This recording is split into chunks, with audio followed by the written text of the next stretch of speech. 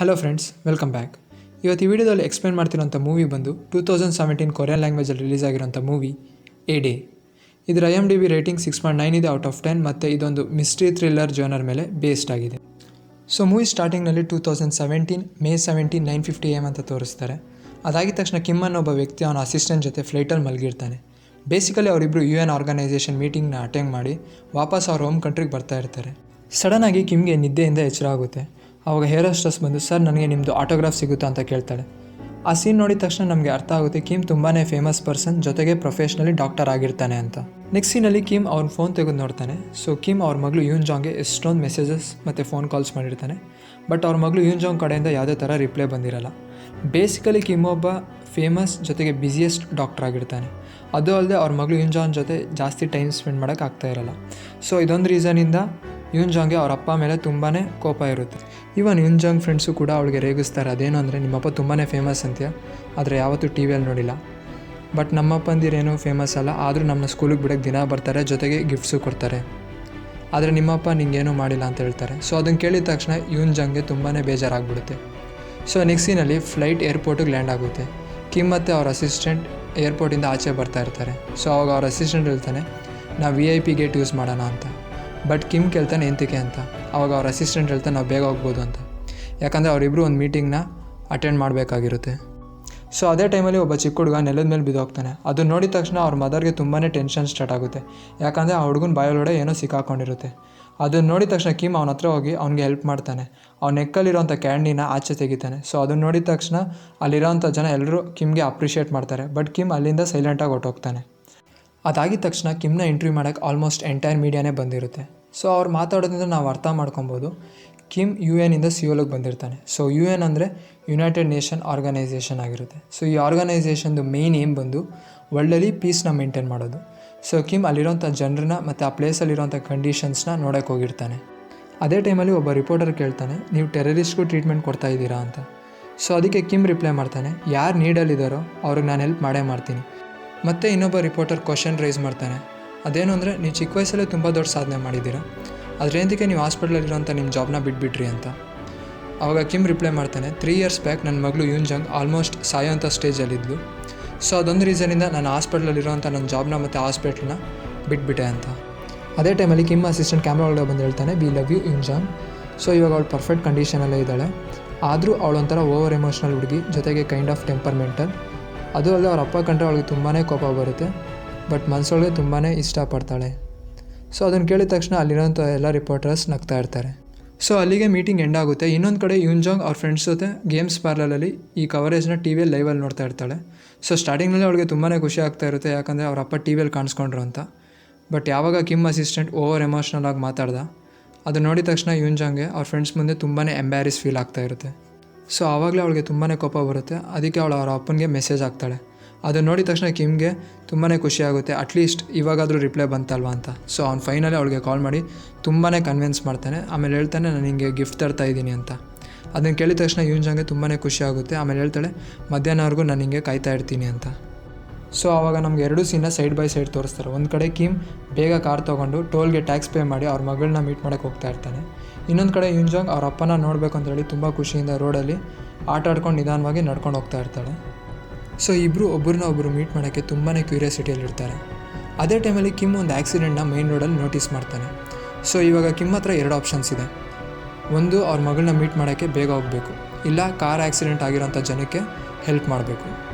So ಆವಾಗ Kim ಅನ್ಕೊತಾನೆ, ಅವ್ನ responsibility as A doctor ಅಂತ ಹೇಳಿ ಆ ಕಾರ್ ಹತ್ರ ಇರೋವಂಥ ಜನಕ್ಕೆ ಹೆಲ್ಪ್ ಮಾಡೋಕ್ಕೆ ಹೋಗ್ತಾನೆ. ಸೊ ಆ ಕಾರಲ್ಲಿ 2 ವ್ಯಕ್ತಿ ಆಲ್ರೆಡಿ ಸತ್ತೋಗಿರ್ತಾರೆ.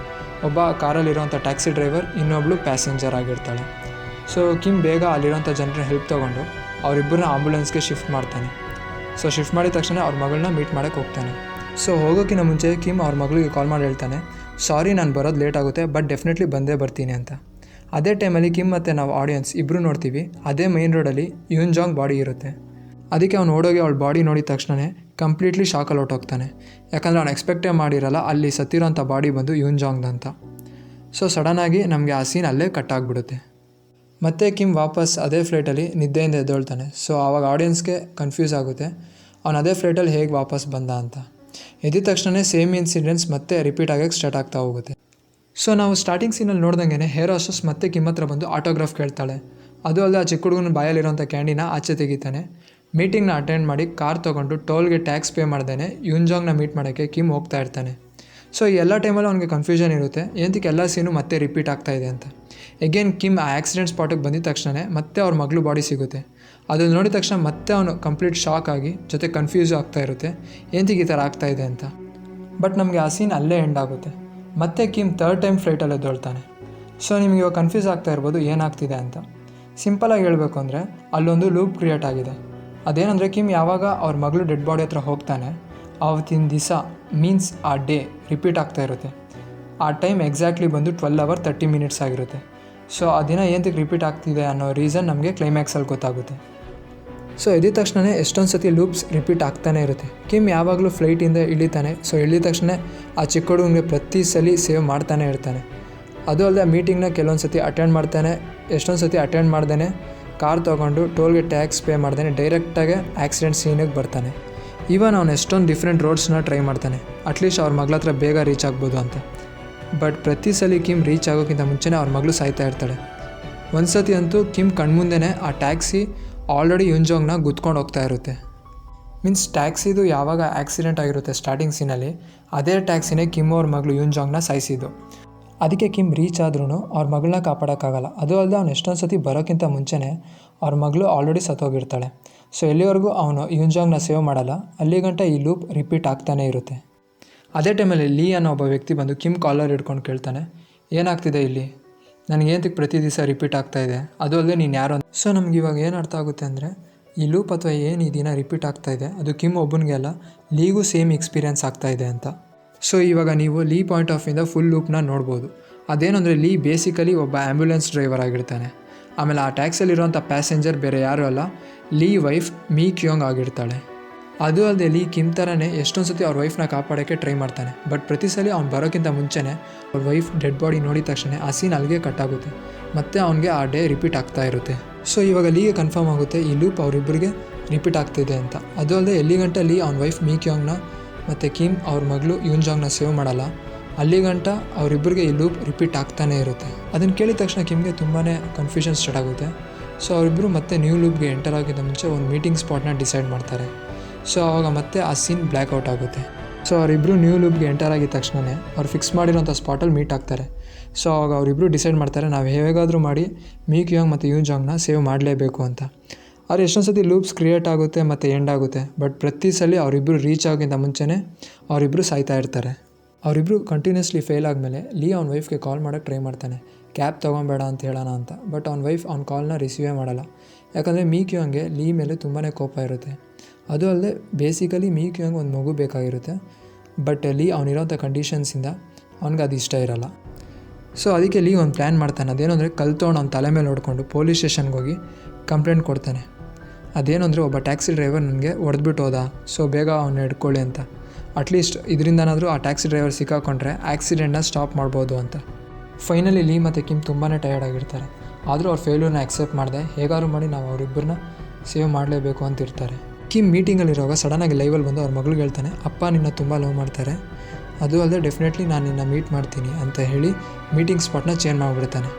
ಬೇಸಿಕಲಿ ಈ ಲೂಪ್ ಅದೇನು ನಡೀತಿದೆ ಅದು ಮೀ ಕ್ಯೋಂಗ್ಗೆ ಮತ್ತು ಯುನ್ಜಾಂಗ್ಗೆ ಏನೂ ಗೊತ್ತಿರಲ್ಲ. ಯಾಕಂದರೆ ಈ ಲೂಪ್ ಬರೀ ಕಿಮ್ ಮತ್ತು ಲೀಗ್ ಆಗ್ತಾ ಇರುತ್ತೆ. ಸೊ ಕಿಮ್ ಪ್ಲ್ಯಾನ್ ಅಕಾರ್ಡಿಂಗ್ ಈ ಸತಿ ಮೈನ್ ರೋಡಲ್ಲಿ ಆಕ್ಸಿಡೆಂಟ್ ಆಗೋಲ್ಲ. ಯಾಕಂದರೆ ಆಕ್ಸಿಡೆಂಟ್ ಸ್ಪಾಟ್ ಬೇರೆ ಕಡೆ ಆಗಿರೋದ್ರಿಂದ ಕಿಮ್ ಅವ್ರ ಮಗಳು ಯುನ್ಜಾಂಗ್ನ ಮೀಟ್ ಮಾಡೋಕ್ಕೆ ನ್ಯೂ ಮೀಟಿಂಗ್ ಸ್ಪಾಟ್ ಹತ್ರ ಹೋಗ್ತಾನೆ. ಇನ್ನೊಂದು ಕಡೆ ಲೀ ಪೊಲೀಸ್ ಸ್ಟೇಷನ್ಗೆ ಹೋಗಿ ಆ ಟ್ಯಾಕ್ಸಿ ಡ್ರೈವರ್ ಮೇಲೆ ಕಂಪ್ಲೇಂಟ್ ಕೊಡ್ತಾನೆ. ಸೊ ಪೊಲೀಸ್ ಆಫೀಸರ್ಸ್ ಆ ಟ್ಯಾಕ್ಸಿ ಇರೋವಂಥ ಲೊಕೇಶನ್ನ ಟ್ರೇಸ್ ಮಾಡಿ ಆ ಟ್ಯಾಕ್ಸಿಯಲ್ಲಿರೋವಂಥ ಕ್ಯಾಬ್ ಡ್ರೈವರ್ನ ಅರೆಸ್ಟ್ ಮಾಡೋಕ್ಕೆ ಹೋಗ್ತಾ ಇರ್ತಾರೆ. ಅದೇ ಟೈಮಲ್ಲಿ ಕ್ಯಾಬ್ ಡ್ರೈವರ್ ಆ ಕಾರ್ನ ತಿರುಗಿಸ್ಕೊಂಡು ಯುನ್ಜಾಂಗ್ ಮತ್ತು ಕಿಮ್ ಮೀಟ್ ಮಾಡೋವಂಥ ನ್ಯೂ ಲೊಕೇಶನ್ ಕಡೆ ಹೋಗ್ತಾ ಇರ್ತಾನೆ. ಸೊ ಅಲ್ಲಿ ಹೋಗಿದ ತಕ್ಷಣ ಯುನ್ಜಾಂಗ್ನ ನೋಡಿ ಕಾರ್ನ ಸ್ಪೀಡಾಗಿ ಓಡಿಸ್ಕೊಂಡು ಬರ್ತಾ ಇರ್ತಾನೆ. ಅದೇ ಟೈಮಲ್ಲಿ ಕಿಮ್ ಟ್ಯಾಕ್ಸಿ ಮುಂದೆ ಬಂದು ನಿಂತ್ಕೊತಾನೆ. ಸೊ ಆವಾಗ ಆಕ್ಸಿಡೆಂಟ್ ಆಗಿ ಕಿಮ್ ಮತ್ತೆ ಲೂಪ್ ಒಳಗಡೆ ಎಂಟರ್ ಆಗ್ತಾನೆ. ಬಟ್ ಎಂಟರ್ ಆಗಿಂದ ಮುಂಚೆ ಯುನ್ಜಾಂಗ್ ಜೊತೆ ಕಿಮ್ಮು ಸತ್ತೋಗ್ತಾನೆ. ಅದೇ ಟೈಮಲ್ಲಿ ಟ್ಯಾಕ್ಸಿ ಒಳಗಡೆ ಡ್ರೈವರ್ ಜೊತೆ ಮೀ ಕ್ಯೋಂಗು ಸತ್ತೋಗಿರ್ತಾಳೆ. ಸೊ ಅದನ್ನು ಲೀ ನೋಟಿಸ್ ಮಾಡ್ತಾನೆ. ಸೊ ಅದಕ್ಕೆ ಲೀ ಕಿಮ್ ಹತ್ರ ಹೇಳ್ತಾನೆ, ನಾವು ಮೀ ಕ್ಯೋಂಗ್ನ ಮತ್ತು ಯುನ್ಜಾಂಗ್ನ ಯಾಕೆ ಸೇವ್ ಮಾಡೋಕ್ಕಾಗಲ್ಲ ಅಂದರೆ ಪ್ರತಿ ಸಲ ಆ ಟ್ಯಾಕ್ಸಿ ಡ್ರೈವರ್ ಬೇಕು ಅಂತಲೇ ಅವರಿಬ್ಬರನ್ನ ಸಾಯಿಸ್ತಾನೆ. ಅದಲ್ಲದೆ ಅವ್ನು ಪೊಲೀಸಿಂದ ಏನು ಕೊಡೋದಂದರೆ ಅಟ್ ಎನಿ ಕಾಸ್ಟ್ ಅವರಿಬ್ಬರನ್ನ ಸಾಯಿಸಲೇಬೇಕು ಅಂತ. ಸೊ ಸಿಂಪಲಾಗಿ ಆ ಟ್ಯಾಕ್ಸಿ ಡ್ರೈವರ್ ಕಿಮ್ದು ಲೈವ್ ಇಂಟರ್ವ್ಯೂ ನೋಡಿ ಆ ಆಕ್ಸಿಡೆಂಟ್ ಸ್ಪಾಟಿಗೆ ಬಂದು ಅವರಿಬ್ಬರನ್ನೂ ಸಾಯಿಸಿ ಅವನು ಸತ್ತೋಗ್ತಾನೆ. ಸೊ ಅದಕ್ಕೆ ಕಿಮ್ ಹೇಳ್ತಾನೆ, ನಂಗೆ ಆ ಟ್ಯಾಕ್ಸಿ ಡ್ರೈವರ್ ಯಾರು ಅಂತ ಗೊತ್ತು, ಅದು ಅಲ್ಲದೆ 3 years ಬ್ಯಾಕ್ ಅವನ್ನ ಮೀಟ್ ಮಾಡಿದ್ದೀನಿ ಅಂತ. ಅದೇನು ಅಂದರೆ 3 years ಬ್ಯಾಕ್ ಕಿಮ್ ಒಂದು ಹಾಸ್ಪಿಟ್ಲಲ್ಲಿ ಡಾಕ್ಟರ್ ಆಗಿರ್ತಾನೆ. ಆವಾಗ ಅವ್ರ ಮಗಳಿಗೆ ಹಾರ್ಟ್ ಟ್ರಾನ್ಸ್ಪ್ಲಾಂಟ್ ಬೇಕಾಗಿರುತ್ತೆ. ಬಟ್ ಯಾವ ಡೋನರ್ ಪ್ರಾಮಿಸ್ ಮಾಡಿದ್ನೋ ಅವ್ರ ಫ್ಯಾಮಿಲಿ ಎಂಡಿಂಗ್ ಮೂಮೆಂಟಲ್ಲಿ ಕ್ಯಾನ್ಸಲ್ ಮಾಡಿಬಿಡ್ತಾರೆ. ಇನ್ನೊಂದು ಕಡೆಯಲ್ಲಿ ಅವ್ನ ಕಾರ್ ತೊಗೊಂಡು ವಾಪಸ್ ಮನೆಗೆ ಹೋಗ್ತಿರೋವಾಗ ಸಡನ್ನಾಗಿ ಅವ್ನ ಕಾರ್ಗೂ ಮತ್ತು ಇನ್ನೊಂದು ಕಾರ್ಗೂ ಆಕ್ಸಿಡೆಂಟ್ ಆಗುತ್ತೆ. ಸೊ ಆ ಕಾರಲ್ಲಿ ಬೇರೆ ಯಾರೂ ಅಲ್ಲ, ಟ್ಯಾಕ್ಸಿ ಡ್ರೈವರ್ ಡಂಗ್ಸೋ ಮತ್ತು ಅವ್ರ ಫ್ಯಾಮಿಲಿ ಜೊತೆ ಮನೆಗೆ ಹೋಗ್ತಾ ಇರ್ತಾನೆ. ಸೊ ಲೀ ಆಕ್ಸಿಡೆಂಟ್ ನೋಡಿದ ತಕ್ಷಣ ಎದುರುಕೊಂಡು ವಾಪಸ್ ಅವ್ನ ಕಾರ್ ತೊಗೊಂಡು ಮನೆಗೆ ಹೋಗ್ತಾ ಇರ್ತಾನೆ. ಬಟ್ ಮಧ್ಯದಲ್ಲಿ ಅವ್ನಿಗೆ ಬೇಜಾರಾಗುತ್ತೆ, ಈ ಥರ ನಾನು ಹೇಗೆ ಮಾಡ್ಬೋದು ಅಂತೇಳಿ ವಾಪಸ್ ಬಂದು ಟ್ಯಾಕ್ಸಿ ಡ್ರೈವರ್ ಮತ್ತು ಅವ್ರ ಫ್ಯಾಮಿಲಿನ ಹಾಸ್ಪಿಟ್ಲಿಗೆ ಸೇರಿಸ್ತಾನೆ. ಬಟ್ ದಾರಿಯಲ್ಲಿ ಹೋಗ್ತಿರೋವಾಗ ಡಂಗ್ಸೋ ಅವ್ರ ವೈಫ್ ಸತ್ತೋಗ್ತಾಳೆ. ಸೊ ಲೀ ಡಂಗ್ಸೋ ಮತ್ತು ಅವ್ರ ಮಗನ ಹಾಸ್ಪಿಟ್ಲಿಗೆ ಸೇರಿಸ್ತಾನೆ. ಸೊ ಈ ಹಾಸ್ಪಿಟ್ಲು ಬೇರೆ ಯಾರ್ದು ಅಲ್ಲ, ಕಿಮ್ದಾಗಿರುತ್ತೆ. ಸೊ ಕಿಮ್ ಡಂಗ್ಸೋ ಮತ್ತು ಅವ್ರ ಮಗ ಹಾರೋಗೆ ಟ್ರೀಟ್ಮೆಂಟ್ ಮಾಡ್ತಾ ಇರ್ತಾನೆ. ಅದೇ ಟೈಮಲ್ಲಿ ಕಿಮ್ಗೊಂದು ಐಡಿಯಾ ಬರುತ್ತೆ. ಅದೇನು ಅಂದರೆ ಹಾರೋದು ಹಾರ್ಟ್ ಟ್ರಾನ್ಸ್ಪ್ಲಾಂಟ್ನ ಅವ್ರ ಮಗಳು ಯೂನ್ಜಂಗ್ ಜೊತೆ ಎಕ್ಸ್ಚೇಂಜ್ ಮಾಡಿಬಿಡ್ತಾನೆ, ಅದು ಡಂಗ್ಸೋದು ಪರ್ಮಿಷನ್ ಇಲ್ಲದೇ. ಸೊ ಅವ್ರ ಮಗಳನ್ನ ಕಾಪಾಡೋಗೋಸ್ಕರ ಇನ್ನೊಂದು ಮಗನ ಸಾಯಿಸ್ಬಿಡ್ತಾನೆ. ಫೈನಲಾಗಿ ಲೀ ಮತ್ತು ಕಿಮ್ ಡಂಗ್ಸೋಗೆ ತುಂಬಾ ಮೋಸ ಮಾಡಿರ್ತಾರೆ. ಸೊ ಇದೊಂದು ಇನ್ಸಿಡೆಂಟಿಂದ ಡಂಗ್ಸೋ ಲೀ ವೈಫ್ ಮೀ ಕ್ಯಾಂಗ್ ಮತ್ತು ಕಿಮ್ ಮಗಳು ಯೂನ್ಜಂಗ್ನ ಸಾಯಿಸ್ತಾನೆ ಇರ್ತಾನೆ. ಸೊ ಇವಾಗ ನಮಗೆ ಇವ್ರ 3 ಜನರ ಮಧ್ಯೆ ಇರೋವಂಥ ಕನೆಕ್ಷನ್ ಏನು ಅಂತ ಅರ್ಥ ಆಗುತ್ತೆ. ಸೊ ಪ್ರೆಸೆಂಟ್ ಸೀನಿಗೆ ಬಂದರೆ ನಮಗೆ ಡಂಗ್ಸೋ ಪಾಯಿಂಟ್ ಆಫ್ ವ್ಯೂಯಿಂದ ಈ ಲೂಪ್ನ ತೋರಿಸ್ತಾರೆ. ಅವ್ನು ಪ್ರತಿ ದಿವಸ ಎದ್ದಿದ ತಕ್ಷಣ ಕಿಮ್ದು ಇಂಟರ್ವ್ಯೂನ ಲೈವಲ್ಲಿ ನೋಡಿ ಅಕಾರ್ಡಿಂಗ್ ಟು ಪ್ಲ್ಯಾನ್ ಲೀ ವೈಫ್ನ ಹಾಸ್ಪಿಟ್ಲಿಂದ ಪಿಕಪ್ ಮಾಡಿಕೊಂಡು ರೋಡಲ್ಲಿರೋಂಥ ಯೂನ್ಜಂಗ್ಗೆ ಗುತ್ಕೊಂಡೋಗಿ ಅವ್ರ 3 ಜನನೂ ಆಕ್ಸಿಡೆಂಟಲ್ಲಿ ಸಾಯ್ತಾ ಇರ್ತಾರೆ. ಆದರೆ ಈ ಸತಿ ಸ್ವಲ್ಪ ಡಿಫ್ರೆಂಟ್ ಸೀನ್ ಕ್ರಿಯೇಟ್ ಆಗುತ್ತೆ. ಅದೇನು ಅಂದರೆ ಆಕ್ಸಿಡೆಂಟ್ ಆಗಿದ ತಕ್ಷಣ ಕಿಮ್ ಡಂಗ್ಸೋನ ಹಾಸ್ಪಿಟ್ಲಿಗೆ ಕರ್ಕೊಂಬಂದು ಟ್ರೀಟ್ಮೆಂಟ್ ಕೊಡ್ತಾ ಇರ್ತಾನೆ. ಅದು ಅಲ್ಲದೆ ಅವ್ನು ಡಂಗ್ಸೋಗೆ ಸಾರಿ ಕೇಳ್ತಾನೆ, ಯಾಕಂದರೆ ಇವೆಲ್ಲ ಮಾಡಿದ್ದು ನಾನೇ, ಅದು ಅಲ್ಲದೆ ನನ್ನ ಮಗಳದ್ದು ಯಾವುದೇ ಥರ ತಪ್ಪಿಲ್ಲ ಅಂತ ಹೇಳ್ತಾನೆ. ಅವಾಗ ಡಂಗ್ಸೋ ಹೇಳ್ತಾನೆ, ನಾನು ಯಾವ ನೋವು ಅನುಭವಿಸಿದ್ದೀನೋ ಅದೇ ನೋವು ನೀನು ಅನುಭವಿಸಬೇಕು. ಅದಕ್ಕೆ ಕಿಮ್ ಡಂಗ್ಸೋಗೆ ಕಂಟಿನ್ಯೂಸ್ಲಿ ಇಂಜೆಕ್ಷನ್ಸ್ ಕೊಡ್ತಾನೆ ಇರ್ತಾನೆ. ಆದರೂ ಡಂಗ್ಸೋ ಸರ್ವೈವ್ ಮಾಡೋಕ್ಕಾಗದೆ ಸತ್ತೋಗ್ತಾನೆ. ಆವಾಗ ಎಕ್ಸಾಕ್ಟ್ಲಿ ಟೈಮ್ 12:40 ಆಗಿರುತ್ತೆ.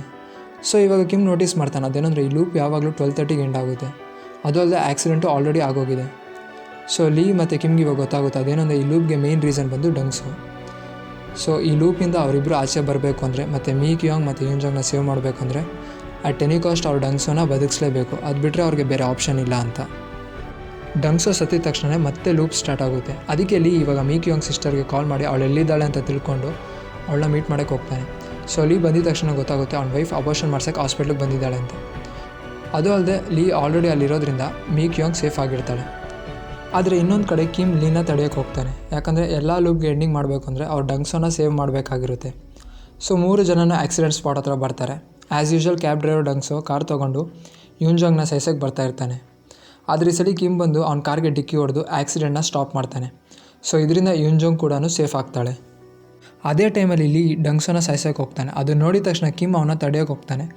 ಬಟ್ ಬೈ ಮಿಸ್ಸಾಗಿ ಲೀ ಕಿಮ್ನ ಸಾಯಿಸ್ಬಿಡ್ತಾನೆ. ಇನ್ನೊಂದು ಕಡೆ ಡಂಗ್ಸೋ ಯೂನ್ಜಂಗ್ ಹತ್ರ ಬರ್ತಾ ಇರ್ತಾನೆ. ಅದನ್ನು ನೋಡಿದ ತಕ್ಷಣ ಕಿಮ್ ಅವನ್ನ ತಡೆಯೋಕ್ಕೆ ಹೋಗ್ತಾನೆ. ಬಟ್ ಡಂಗ್ಸೋ ಯೂನ್ಜಂಗ್ನ ಸಾಯಿಸ್ದೆ ಅವಳನ್ನ ತಪ್ಪಿಕೊಂಡು ಅವ್ರ ಮಗನ ನೆನೆಸ್ಕೊತಾನೆ. ಸೊ ಎಲ್ಲ ಸಿಚುವೇಷನಲ್ಲಿ ಸಡನ್ನಾಗಿ ಕಾರ್ ಬ್ಲಾಸ್ಟ್ ಆಗುತ್ತೆ. ಸೊ ಅಲ್ಲಿರೋಂಥ ಎಲ್ಲ ಜನರು ಸಾಯ್ತಾರೆ. ಅದಾಗಿದ ತಕ್ಷಣ ಮತ್ತೆ ಇನ್ನೊಂದು ಲೂಪ್ ಸ್ಟಾರ್ಟ್ ಆಗುತ್ತೆ. ಅದು ಅಲ್ಲದೆ ಇದು ಫಿಲಮ್ದು ಫೈನಲ್ ಆ್ಯಂಡ್ ಲಾಸ್ಟ್ ಲೂಪ್ ಆಗಿರುತ್ತೆ. ಸೊ ಇವಾಗ ಯೂನ್ಜಂಗ್ ಅವ್ರ ಫ್ರೆಂಡ್ಸ್ ಜೊತೆ ಗೇಮ್ ಪಾರ್ಲರ್ಗೆ ಹೋಗ್ತಾ ಇರ್ತಾಳೆ.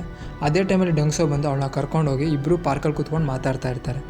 ಸೊ ಇವಾಗ ಯೂನ್ಜಂಗ್ ಡಂಗ್ಸೋ ಹತ್ರ ಹೇಳ್ತಾಳೆ, ನೀವು ನನಗೆ ನಮ್ಮ ಅಪ್ಪ ಥರ, ಯಾಕಂದರೆ ನನ್ನ ಬಾಡಿ ಒಳಗಡೆ ಹಾರೋ ಇನ್ನೂ ಬದುಕಿದ್ದಾನೆ. ಅದು ಅಲ್ಲದೆ ಬಾಡಿ ನಂದಿರ್ಬೋದು, ಬಟ್ ಬಾಡಿ ಒಳಗಡೆ ಇರೋಂಥ ಹಾರ್ಟ್ ಬಂದು ಹಾರೋದು. ಸೊ ಒಳಗಡೆಯಿಂದ ಅವ್ನು ನಿಮ್ಮನ್ನ ತುಂಬಾ ಇಷ್ಟಪಡ್ತಾ ಇದ್ದಾನೆ. ಸೊ ಅದನ್ನು ಕೇಳಿದ ತಕ್ಷಣ ಡಂಗ್ಸೋ ಚೇಂಜ್ ಆಗ್ತಾನೆ. ಅದ್ರ ಜೊತೆಗೆ ರಿಯಲೈಸ್ ಮಾಡ್ಕೊತಾನೆ, ಅದೇನು ಅಂದರೆ ನಾನು ಎಷ್ಟು ದೊಡ್ಡ ತಪ್ಪು ಮಾಡಿದೆ ಅಂತ. ಯಾಕಂದರೆ ಅವನಿಗೆ ಮೋಸ ಮಾಡಿದ್ದು ಬಂದು ಲೀ ಮತ್ತು ಕಿಮ್ ಆಗಿರ್ತಾರೆ. ಅದಲ್ಲದೆ ಮೀ ಕ್ಯಾಂಗ್ ಮತ್ತು ಯೂನ್ಜಂಗ್ದು ಯಾವುದೇ ಥರ ತಪ್ಪಿರಲ್ಲ. ಇನ್ನೊಂದು ಕಡೆ ಲೀ ಮೀ ಕ್ಯಾಂಗ್ನ ಮೀಟ್ ಆಗ್ತಾನೆ. ಸೊ ಮೀಟ್ ಆಗಿದ ತಕ್ಷಣ ಲೀ ಮೀ ಕ್ಯಾಂಗ್ ಹೇಳ್ತಾನೆ, ನೀನು ಅಬೋರ್ಷನ್ ಮಾಡಿಸ್ಕೊಳ್ಳೋ ಅವಶ್ಯಕತೆ ಇಲ್ಲ ಅಂತ ಹೇಳಿ ಆ ಮಗುನ ಆಕ್ಸೆಪ್ಟ್ ಮಾಡ್ತಾನೆ. ಸೊ ಅವರಿಬ್ಬರು ಅವ್ರ ಮಗುಗೆ ಆರೋ ಅಂತ ಹೆಸರು ಇಕ್ಕೋಣ ಅಂತೇಳಿ ಡಿಸೈಡ್ ಮಾಡ್ತಾರೆ. ಸೊ ಈ ಹೆಸರು ಬೇರೆ ಯಾರ್ದು ಅಲ್ಲ, ಡಂಗ್ಸೋ ಅವ್ರ ಮಗಂದಾಗಿರುತ್ತೆ. ಸೊ ಲಾಸ್ಟ್ ಸೀನಲ್ಲಿ ಕಿಮ್ ನಾರ್ಮಲಿ ಫ್ಲೈಟಿಂದ ಇಳಿತಾನೆ. ಸೊ ಇಳಿದ ತಕ್ಷಣ ಆ ಚಿಕ್ಕ ಹುಡುಗನ ಹತ್ರ ಹೋಗಿ ಅವನ ಹತ್ರ ಇರೋ ಕ್ಯಾಂಡಿನ ತೊಗೊಂಡು ಅವನಿಗೆ ಚಾಕ್ಲೇಟ್ ಬಾಕ್ಸ್ನ ಗಿಫ್ಟ್ ಮಾಡ್ತಾನೆ. ಸೊ ಅದಾಗಿದ ತಕ್ಷಣ ಎಂಟೈರ್ ಮೀಡಿಯಾ ಮುಂದೆ ಹೋಗಿ 3 years ಬ್ಯಾಕ್ ಅವ್ನು ಮಾಡಿರೋಂಥ ತಪ್ಪನ್ನ ಒಪ್ಕೊಂಡು ಎಲ್ಲರ ಮುಂದೆ ಕನ್ಫೆಷನ್ ಮಾಡ್ಕೊತಾನೆ. ಸೊ ಅಲ್ಲಿಗೆ ನಮ್ಮ ಮೂವಿ ಎಂಡ್ ಆಗುತ್ತೆ. ಸೊ ಫೈನಲಿ ನನಗೆ ಈ ಮೂವಿಯಲ್ಲಿ ಇಷ್ಟ ಆಗಿರೋಂಥ ಎಲಿಮೆಂಟ್ಸ್ ಬಂದು ಥ್ರಿಲ್ಲರ್ ಪ್ಲಸ್ ಮಿಸ್ಟ್ರಿ. ಅದು ಅಲ್ಲದೆ ಲೂಪ್ ಓರಿಯೆಂಟೆಡ್ ಕಾನ್ಸೆಪ್ಟ್ಸ್ ಎಲ್ಲ ಆಲ್ಮೋಸ್ಟ್ 1 or 2 ಪರ್ಸ್ಪೆಕ್ಟಿವಲ್ಲಿ ತೋರಿಸ್ತಾರೆ. ಬಟ್ ಇದೇ ಫಸ್ಟ್ ಫಿಲಮು ಆಲ್ಮೋಸ್ಟ್ 3 ಆ್ಯಂಗಲ್ಸಲ್ಲಿ ತೋರಿಸಿರೋದು. ಅದು ಅಲ್ಲದೆ ಈ ಮೂವಿಯಲ್ಲಿ ಈ ಲೂಪ್ ಹೇಗೆ ಸ್ಟಾರ್ಟ್ ಆಗುತ್ತೆ ಅಂತ ಯಾವುದೇ ಥರ ಕನ್ಕ್ಲೂಷನ್ ಇಲ್ಲ. ಅದು ಅಲ್ಲದೆ ಇವೆಲ್ಲ ಕಿಮ್ ಕಾಣ್ತಿರೋಂಥ ಒಂದು ಡ್ರೀಮ್ ಅಂತಲೂ ಹೇಳ್ಬೋದು. ಸೊ ಫ್ರೆಂಡ್ಸ್, ನಿಮಗೆ ನಮ್ಮ ವೀಡಿಯೋ ಇಷ್ಟ ಆಗಿದರೆ ಪ್ಲೀಸ್ ಲೈಕ್, ಕಮೆಂಟ್, ಶೇರ್. ಹಾಗೆ ಈ ಥರ ಇಂಟ್ರೆಸ್ಟಿಂಗ್ ಆಗಿರೋಂಥ ಮೂವಿ ಎಕ್ಸ್ಪ್ಲನೇಷನ್ ವೀಡಿಯೋಸ್ಗೆ ಸಬ್ಸ್ಕ್ರೈಬ್ ಮಾಡಿ ಮತ್ತು ಪಕ್ಕದಲ್ಲಿರೋಂಥ ಬೆಲ್ ಬಟನ್ ಐಕಾನ್ನ ಪ್ರೆಸ್ ಮಾಡಿ.